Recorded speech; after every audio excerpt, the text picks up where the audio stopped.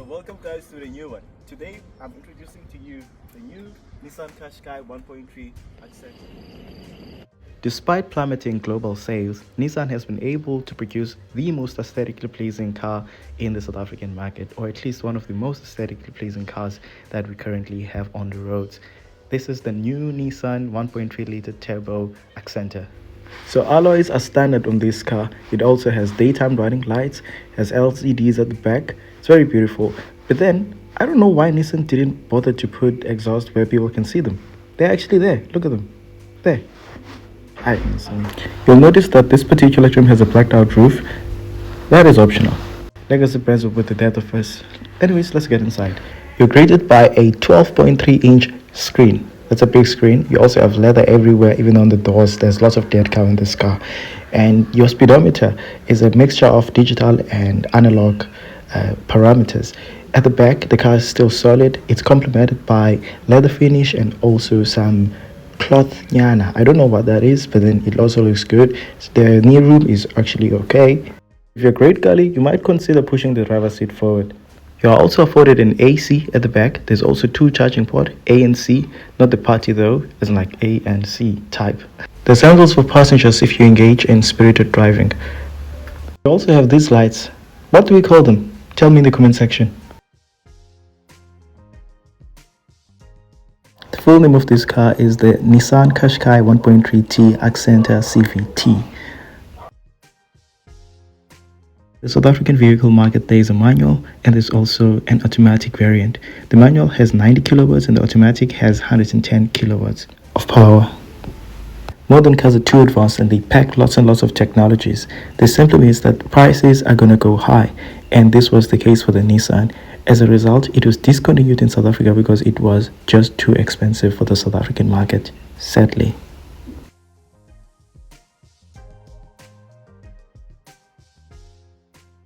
Here we're talking about the fact that manufacturers are installing small engines to increase fuel efficiency across the board. Here's what we had to say. Small engines, by the virtue of being small, they have to overwork to compensate for the weight of the car. So what's going to happen to the long-term reliability aspects of the car? Because, for example, if you put a 1.3 liter on a Polo, that is fine. It's going to do well. But then if you put it on a car that weighs this much, don't you think that it's going to strain the engine more and therefore decrease the engine life? So I think you might be right, but what I can say, this car is detuned for this vehicle. So what is this engine, this 1.3 engine comes in the new Mercedes, the A200. And that vehicle has a little bit more kilowatts in Newton meters. With this one is a little bit less, and this one's towing power is much more than what's on the Mercedes, which is the same engine, it's just differently tuned. So the Mercedes is tuned more for being very nippy and going a little bit faster, where this thing is detuned a bit to have pulling power, so you can tow a vehicle up to one. Yes, 100%. So the pulling is 1.5, so it's quite good compared to what is out there. But only time will tell if it's gonna be very reliable. I see. It's really good. I also love this spokes. How many? The two-tone colors. Yeah, nice. They contrast each other really well. Yeah. And then you have disc brakes all over. That's good, yeah. Some extras that I had put on the car was just the trimming. It's the original Nissan trimming, you buy it by Nissan. And the mud guards, that's also by Nissan. Okay. The mud guards is around 1,000 and the trimming was 2.9. Wow, okay. Yeah. Additional extras. That's it.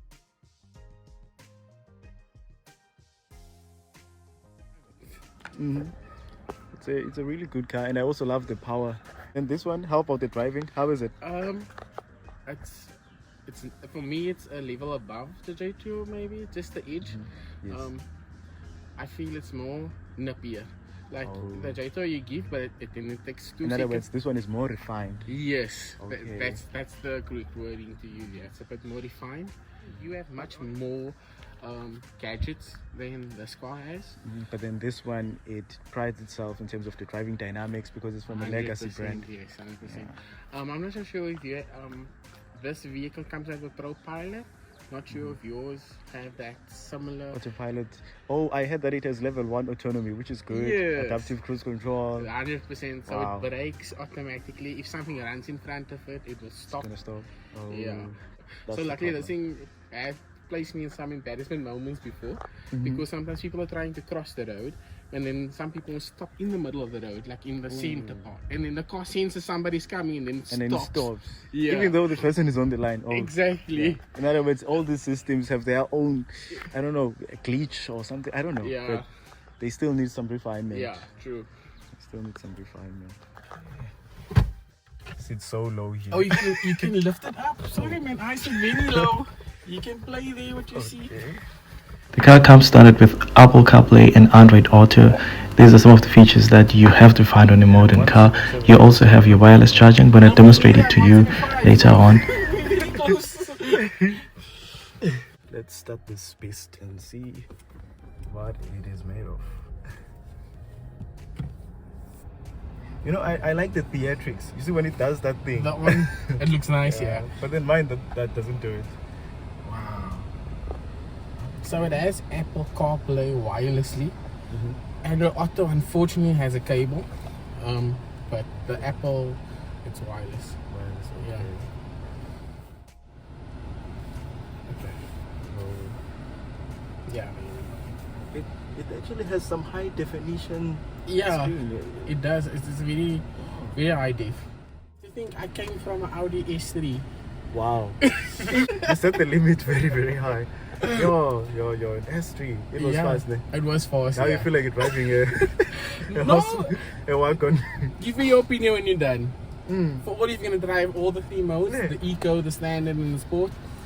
Tell me what you feel, what you think about it. It's not the same as Audi, but it does have a kick to it. Okay. Where do we get to select the different modes of driving? Okay, it's right here. So D mode.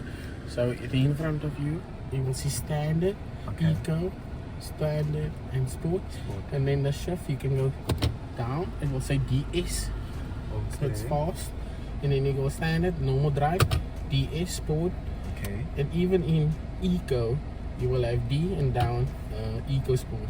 Like it, yeah. It's like saving fuel, but then at the same time giving you some the oomph of power. Yes, that's correct. Yeah.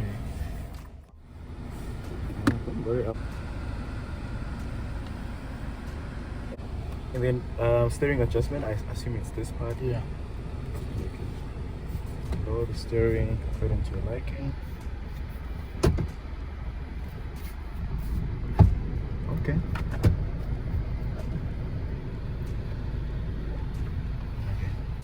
The car I'm currently driving is a Jetour Dashing Deluxe, but I have to be honest here.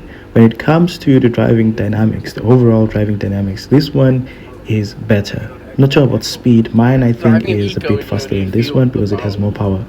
But when it comes to the overall driving dynamics, legacy brands like Nissan have years of refinement, and when you put your foot on the accelerator pedal, you can see that the car responds exactly as you would expect. There is an anticipation So it means it's really that you have, easy to and adapt it to. does work according to that anticipation as well. That's one thing I like about this one. But then if, for example, I put my car on reverse, the Jetour, and then I press on the accelerator, it sort of jumps rapidly, rather uncontrollably. It's not something very dangerous because you will get used to it. So now we're going to demonstrate for you the auto hold function.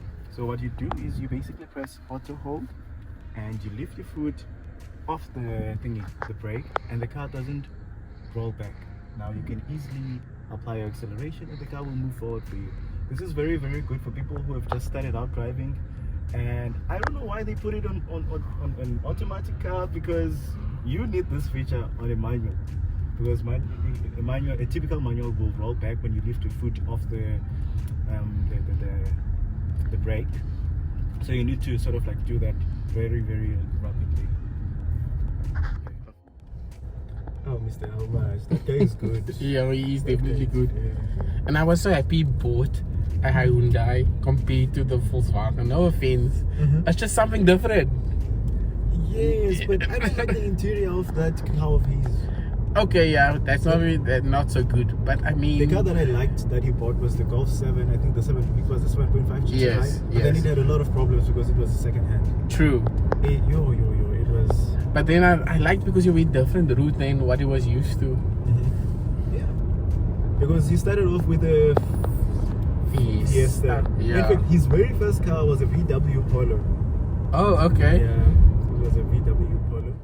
Yeah, another thing about this car is the level of comfort it has. Yeah, it has. Yes, the noise cancellation is working really well. Even if they were not intentionally trying to limit noise in the cabin, but then they did a very, very good job. Excellent. You see. So now we are having to fight with the idea of sticking with the legacy brand because you know what it offers. It offers quality. But at the same time, you know that it's going to be a very expensive car. And we're now having to choose new Chinese cars that have just arrived in the market that are much more affordable. They present a much more compelling proposition in terms of price to feature ratio. You see, all those things. If there's an interplay of many, many things at once, and we are having to juggle between choosing legacy brands, which are predominantly expensive, and new Chinese cars that look really good inside but drive like crap, honestly. So now we're going to demonstrate the different modes of this car. Now we are currently on Eco. Let's try to see what this beast is made of. So guys, now we are on sport mode. The car feels much more responsive. The throttle is sensitive, a bit unusual for me because I've been driving it on Eco. I would say it caught me off guard, but then the road is straight, so there's nothing to fear here. It's really, really good. So you said it has Eco, Sport, and you also said that there's also some sub modes within the modes themselves. How does it work? Okay, so you get your eco mode, and in your eco mode, you can just tap the knob, and it goes through into a sport mode. It's for those moments when you're just cruising but you want to overtake, and it gives you that little bit of power. That's really yes. And similar happens to the standard mode. It's also just to tick down to sport, gives you that little bit itch of power just to overtake. And then obviously the sport with the DS is when it's to its full capacity. Okay, I see. It's really, really responsive. But then, how's your fuel consumption compared to when comparing Eco and Sport? Okay, so I've been to Durban with a vehicle, but that was fully loaded. We were packed. We were 5 adults. The boot was fully packed, and the whole trip gave us an average of 7 liters. 7 liters. Yeah, and I got almost 1,000 k's out of one tank. Wow. Yes. So, what's your capacity? The tank size is 65 liters. That's a lot. Yes. Mine is like 55. So you have 10 more liters than me, and you're much more efficient. I'm averaging 9 liters to the 100, and that's Eco.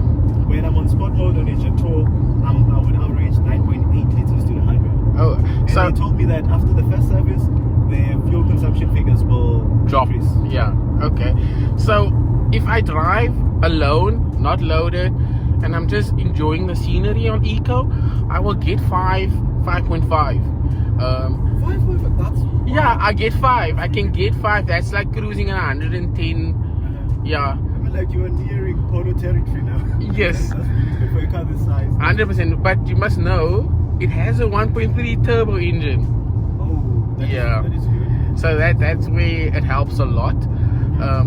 And if I nail it, like I wanna keep it in sport, then you're gonna see the 7.5. But it's barely over 8. It's never over 8. It's always 7.5 or 7. Okay. Yeah. Okay. In other words, when you said to me that it was 7.5 while you're going to Durban and it was fully loaded, Yeah. that was a fuel figure that was sort of like obscured by the fact that there is more mass on the car. Yes. So realistically, it should be way less than that. Maybe even 6.8, 6.9. 100%, yes. Wow. So it's claimed at 6.2 liters, and I believe if you drive alone, you will get it even less than that 6.2 liters. Wow, that's really, really good. I don't even know where that is, but let's just go and then we're gonna come back. No problem. we are off-roading now. Yeah, with a 2x4. Yeah. Oh, it's two-wheel drive. Yeah. Okay. So yeah, it's a good car. So I was thinking about the fact that the width of the car is relatively small for an SUV, and that is not a bad thing because it simply means that the car is now punching a small hole in air, which reduces the drag. If you look at the Jetour, the dimensions front, they are just humongous. They are huge, and this also increases their fuel consumption figures. Restricted. Someone is gonna shoot us. No, man. Someone is gonna shoot us. Let's go back.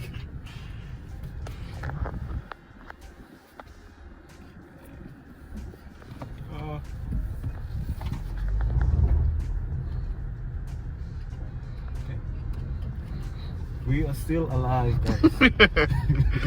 I decided to turn because we've been driving for quite some time.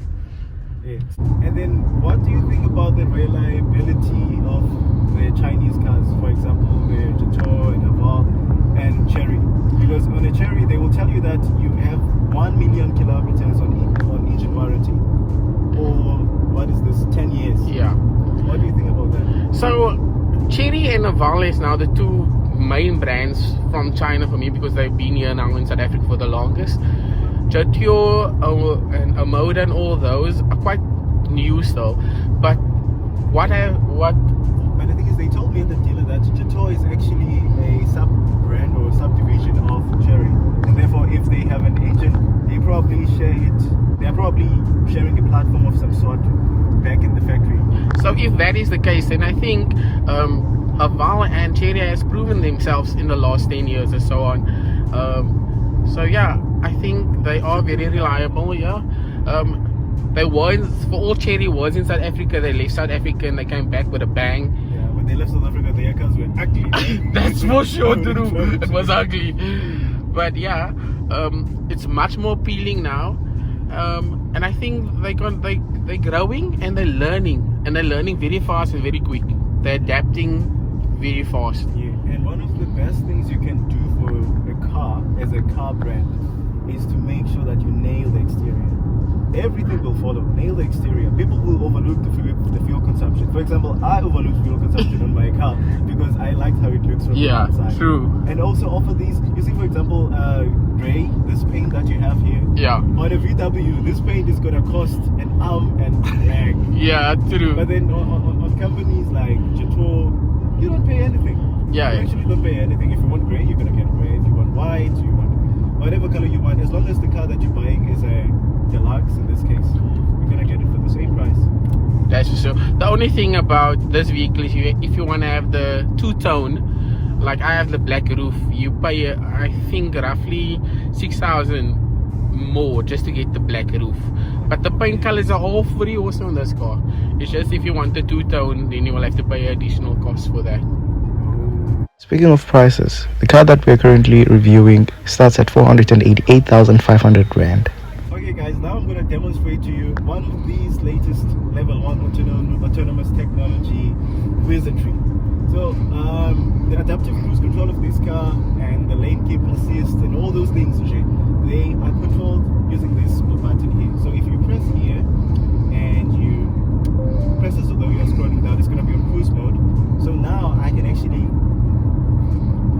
let the car drive itself. Wow. So the car is now controlling itself. Look at the minor corrections it does as it approaches the lights. It's really good. And the car's sense of speed is a bit messed up for me because it's surprisingly comfortable. The more comfortable the car is, the harder it is for you to actually know how fast it is without looking at the speedometer. It's like you're gonna overshoot a corner. For sure, yeah. So you have to sometimes look at the speed. Because it's so comfortable, you don't feel the speed. And I was like, this is what, 80 meters before the robots. Yeah. Wow. I'm gonna demonstrate to you the 0 to 100 km/h time for this car. The driver says it's fast. Let's test and see. Let's go. Okay.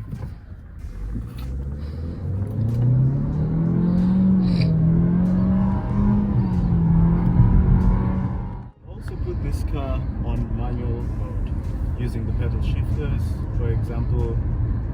There is no specific way of setting the pedal thingy on. You just press it and you're good to go. For example, now we're gonna downshift to 5, downshift to 4 because these cars are slowing down right in front of us. For what reason? I don't know. I think there's a camera in front. Remember, oh, the 60. Yeah, it's a 60 zone, so you will have to brake. I think you need to brake because it catch you at the back. Yeah. Oh no, but there's no. Oh, it catch you. Yeah, it catch you at the back. It catch you at the back. Yeah, it catch you at the back. Oh my god. Yeah. But because I was wondering, because I was gonna say last week, Yeah. I got it fine, but then it was off. There was no thingy, there was no camera. Oh, they catch you from the back most probably. Yeah. What I like about Western Cape is that it's green. Yeah. You go to Joburg, KwaZulu-Natal, It's dry. Home dry. Yeah. Now let's have a last look at the Nissan Qashqai Acenta. It's definitely beautiful. I would definitely go for it, but it's expensive. The car is like literally like $500,000. It's very expensive, but yeah, it's a really good car. You can tell that it's from a legacy brand. It is very intuitive to use, and it's also good in terms of build quality. Tell me in the comment section which cars you'd like to see in my channel, and make sure that you leave a like, you comment, you subscribe, and you share the video with your friends. See you next time.